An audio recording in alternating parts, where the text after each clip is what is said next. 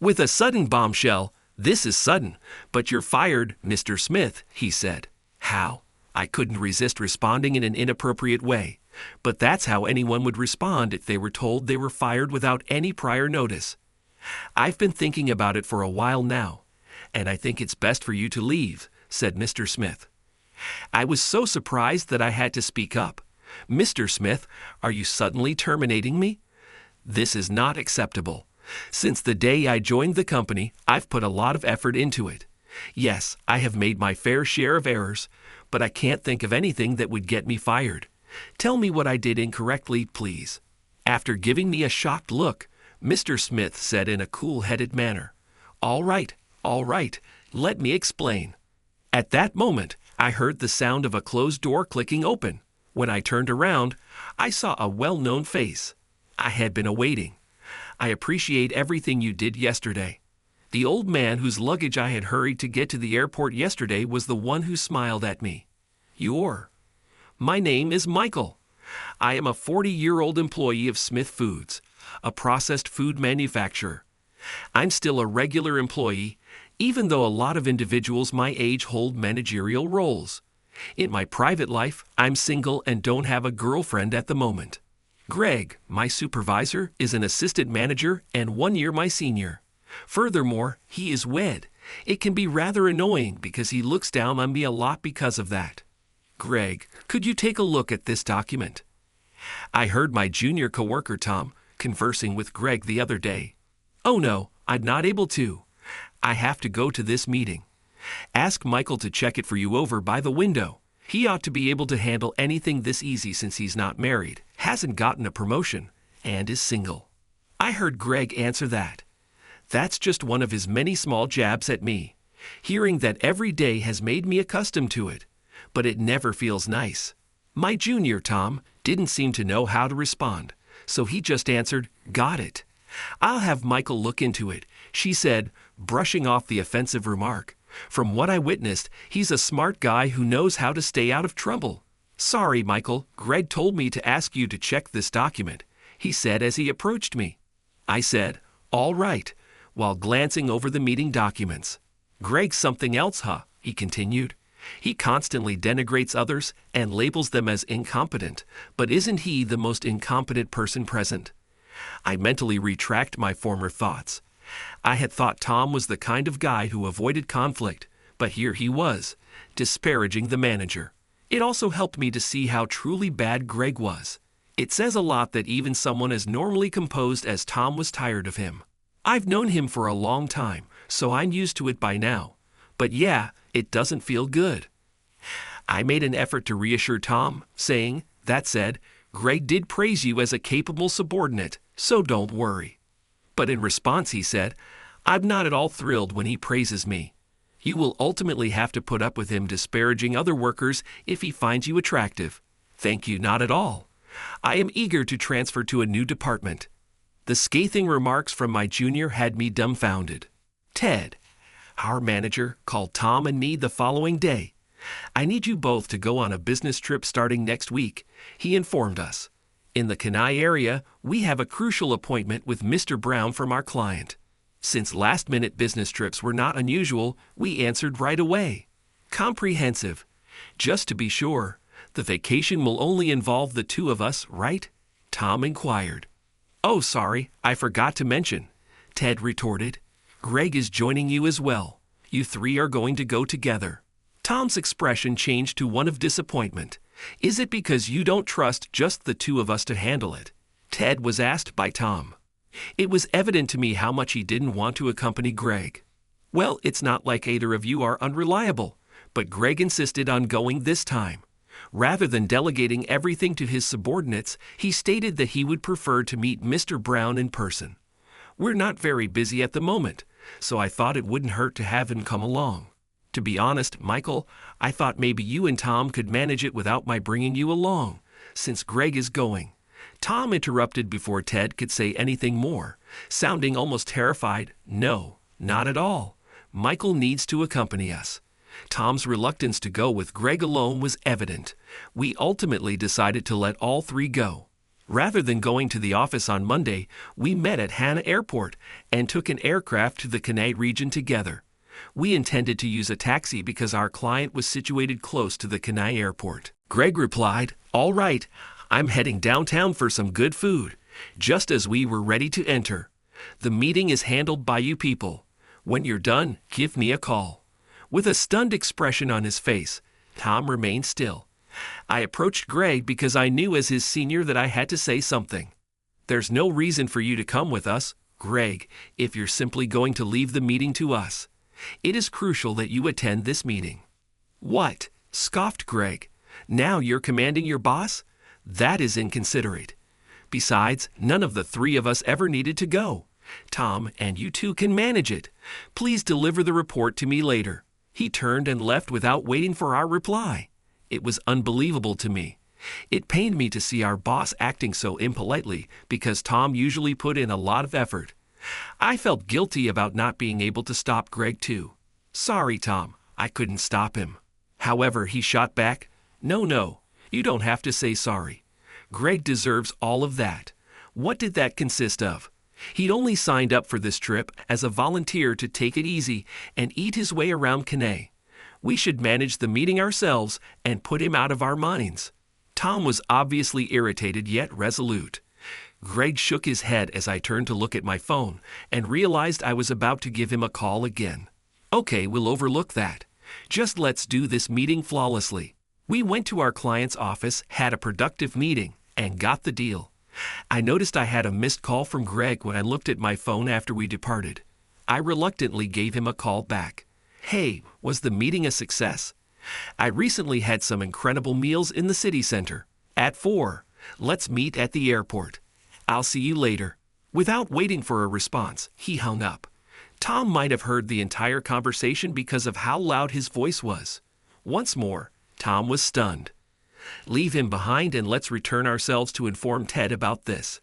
He appeared serious as he said, "We should tell them how Greg just went on a food tour and canceled the meeting on us."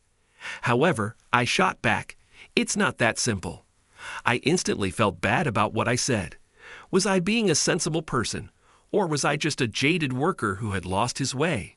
After then, 4:00 p.m. arrived. It was time for Greg to arrive.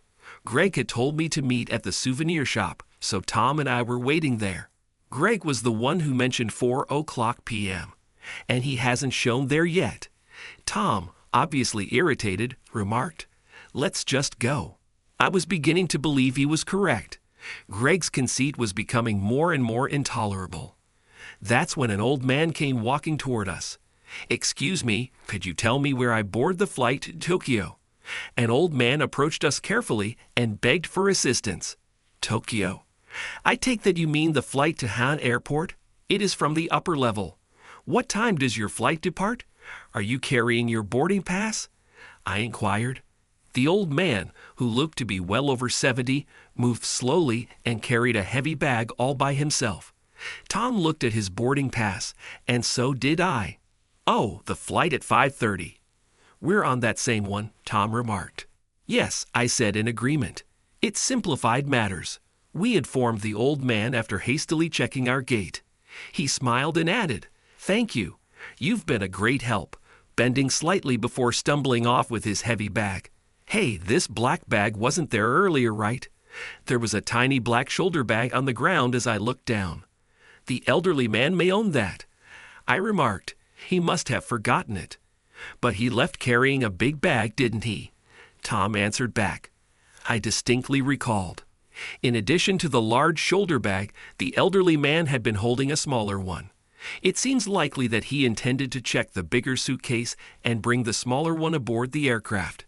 "Oh, his wallet's probably in here." "I think we should probably take a quick look," Tom remarked, taking a moment to unzip the bag and examine inside. I quickly started racing in the direction the elderly man had gone, grabbing his forgotten bag before I had a second thought. "Michael!" I turned and ran again as soon as I heard Tom cry out. I quickly nodded to him. The elderly man hadn't gone very far. He couldn't have gone too far yet, given his poor speed. I'd assumed he would make a stop at the baggage claim area before making his way to the gate. As I jogged, I looked around, hoping to see him. He wasn't at the luggage counter when I got there. Was he on his way to the boarding gate already? Maybe I could give the luggage to a flight attendant, and they could deliver it to him, because he was traveling with us. However, what if the bag contained his passport? Thoughts raced through my head, but I was more concerned with getting to him quickly than with pausing to look inside the bag. Then, from a distance, I saw him. There he stood, his big baggage in hand, at the checkout of a store. Discovered him. My superb vision allowed me to identify the elderly man even from a distance. I ran toward the shop, certain that it was him. "Pardon me, sir. You overlooked your suitcase." I yelled as loud as I could. The cashier and the elderly man turned to face me at the same moment. "Oh my! I have that bag. The one that has my wallet. Many thanks for it." The elderly man gazed at the bag for a long moment, widening his eyes before turning to face me and beaming with appreciation. "It's unbelievable that you ran this far." His voice trembled as he said, "You must be out of breath." The clerk said, "Sir, I'm so glad we found your bag." The elderly man seems to have become agitated after realizing at the register that his wallet was missing from his purse. It must have worried the cashier too. "I'm really grateful." Panting heavily from my race, I added, "I'm just glad I found you and got this back to you." "You mean I forgot about it when we were talking earlier? Did you travel all the way here from that place?" "I am so grateful to you," he murmured, averting his eyes to smile at me. I heard Tom's voice crying out at that very moment. "Michael, look at you. I'm glad I came across you." Tom said, "I tried calling you, but you didn't answer." I noticed I had missed multiple calls from Tom when I checked my phone. "I apologize for that," I answered. "I didn't even notice because I was so concentrated on running." "It appears that you located him." "I'm relieved the bag returned safely," Tom remarked. We heard a new voice behind us all of a sudden. "Hi, how on earth are you two over here?" This is not a jest. It was Greg. His voice was irate, bordering on aggression. "I apologize," I clarified. "I was just attempting to return a suitcase that this gentleman had forgotten." Greg snorted. "What? For me to return a bag to an unknown elderly man? You made me wait. He is to blame for forgetting it. Why even try?"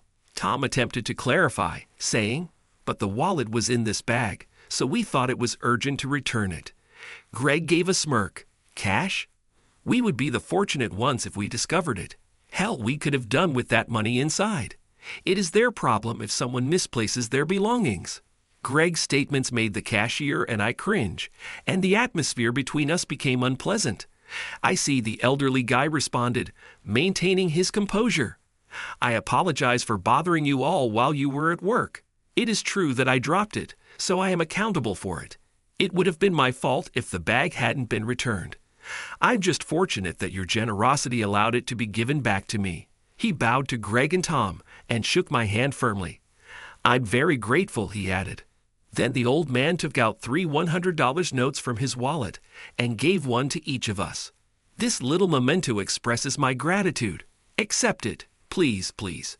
Tom and I were taken aback. "Wait, this is not acceptable. We must accept it. We only pursued you after realizing you had left your bag behind." I stumbled, attempting to return the money.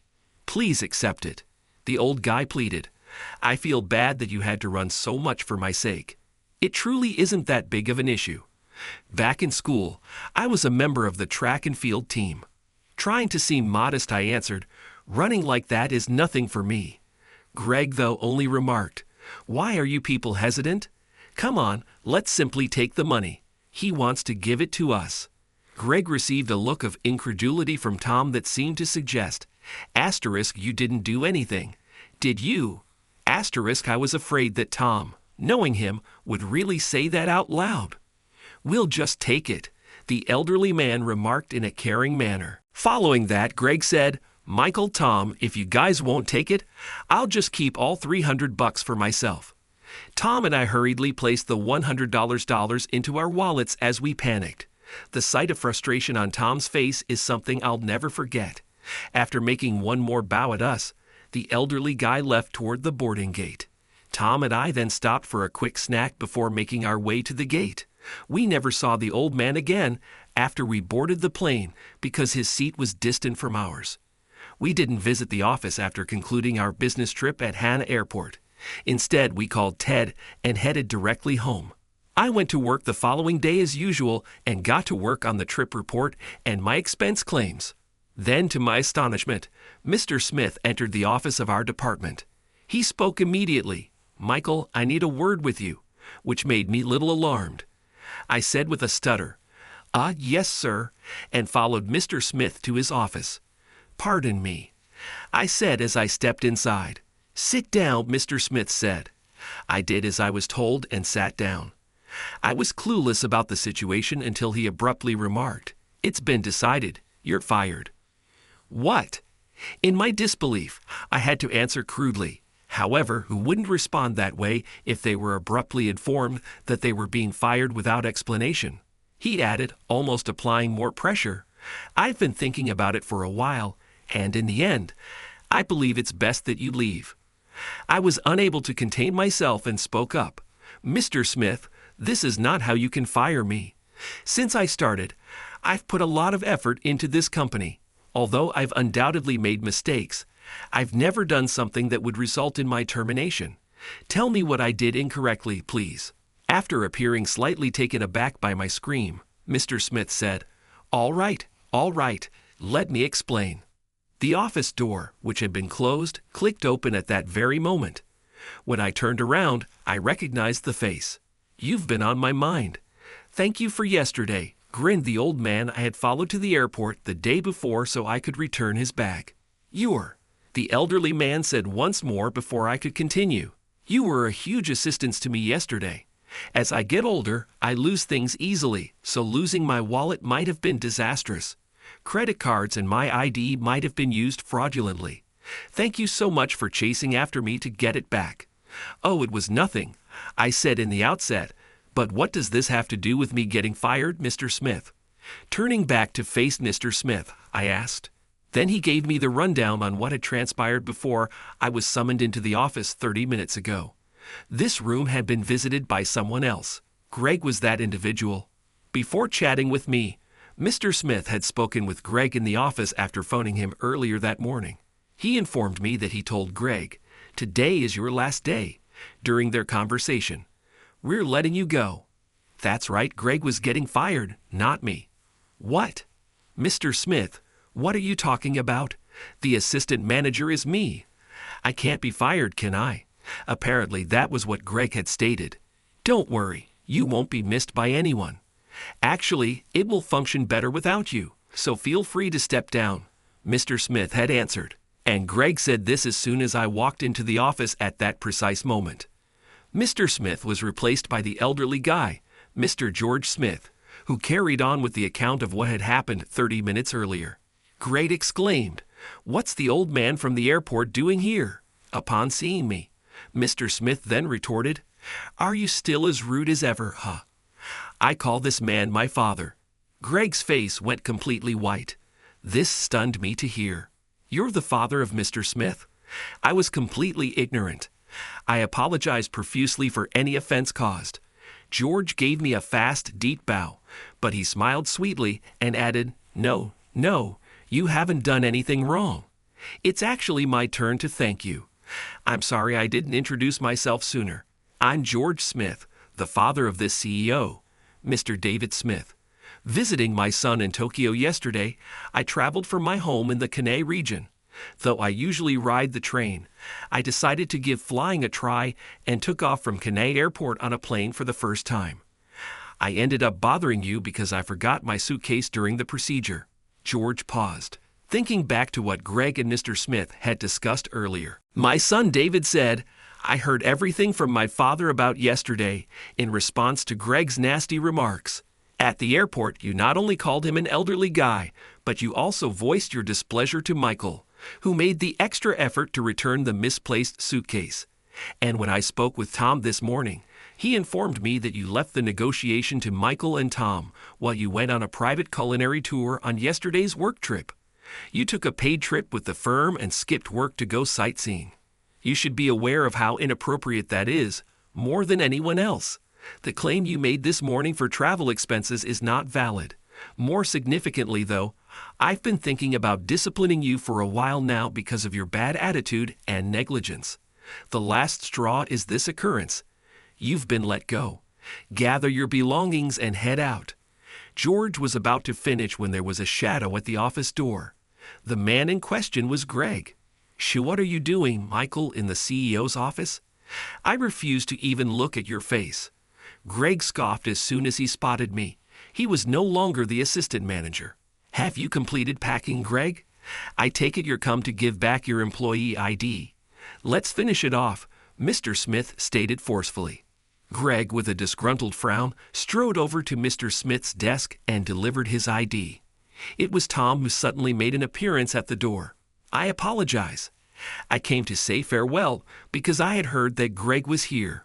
With a flat, matter-of-fact tone, Tom said, "Thank you for everything." "Tom, what the devil? Were you the one who exposed me to Mr. Smith? I lost my job because of you. You should pay me a month's salary for making me resign." Greg bellowed to Tom. Naturally, I intervened to shield Tom, stating, "You're not correct, Greg. It was me who told Mr. Smith about it, not Tom." I gladly accepted the responsibility, but Tom interrupted. "I appreciate your efforts to shield me, Michael, but it's all right. I didn't act improperly. It would not benefit anyone to let someone like him to remain unchallenged." Tom's tone was sufficiently forceful, but Greg appeared agitated. Exasperated, Mr. Smith sighed and stated, "It doesn't matter who reported it. You broke corporate rules, and it was the responsibility of every employee to report what they observed. That's the only thing involved." George, who had been listening patiently, finally piped up at that point. "I've seen a wide variety of people in my lengthier life than any of you have. A person's actual personality comes to light in dire circumstances. Michael hurried without hesitation to bring my misplaced suitcase to the airport yesterday. When Tom realized this, he became worried and set out to find him. However, Greg expressed dissatisfaction about their lack of regard for him as their superior, rather than acknowledging their efforts.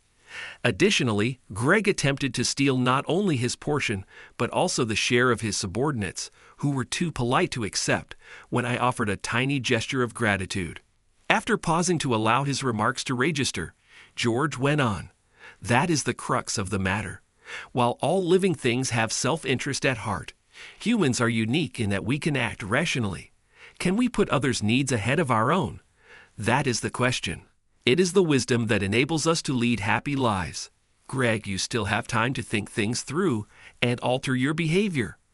I hope you seize this opportunity to begin again." I could truly relate to George's statements because they were rife with experience and knowledge. I prayed that some, if any, would find its way to Greg's heart as well. Even though Greg continued to seem angry, he stayed silent and listened without objecting.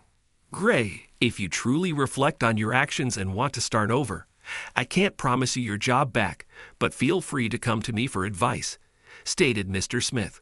Then he abruptly turned to face Michael and me. I was startled to hear my name yelled out of the blue.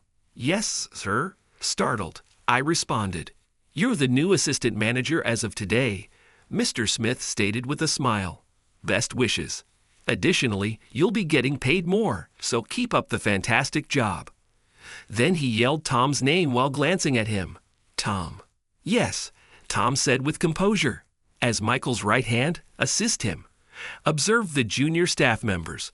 Also receiving a rise is you. I have faith in your abilities and guidance," Mr. Smith remarked. Even the always calm Tom smiled and said, "Thank you so much. I'll try my hardest." "What?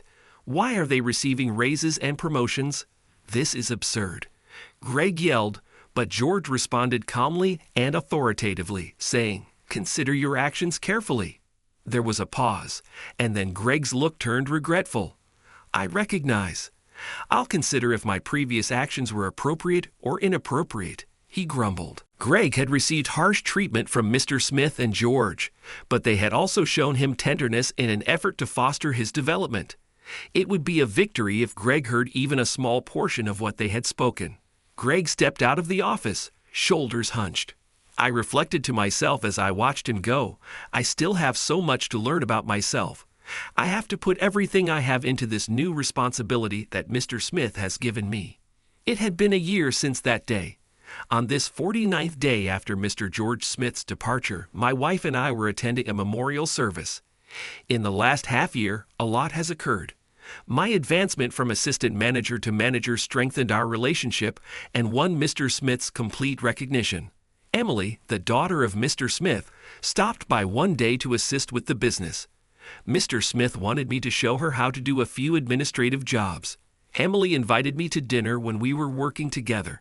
When Mr. Smith learned of our friendship as it developed, he expressed his trust in Michael. What about my daughter then?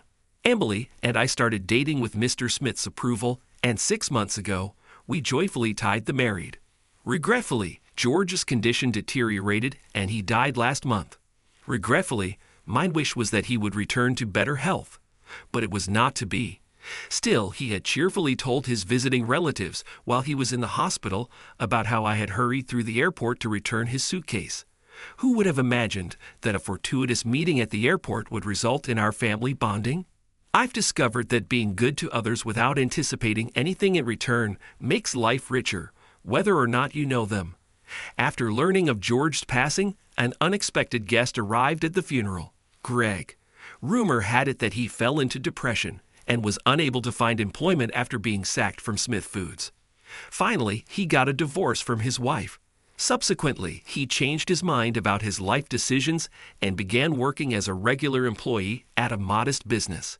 It seems that after Greg contacted Mr. Smith for guidance, Mr. Smith gave him the name of a business owned by a friend of his.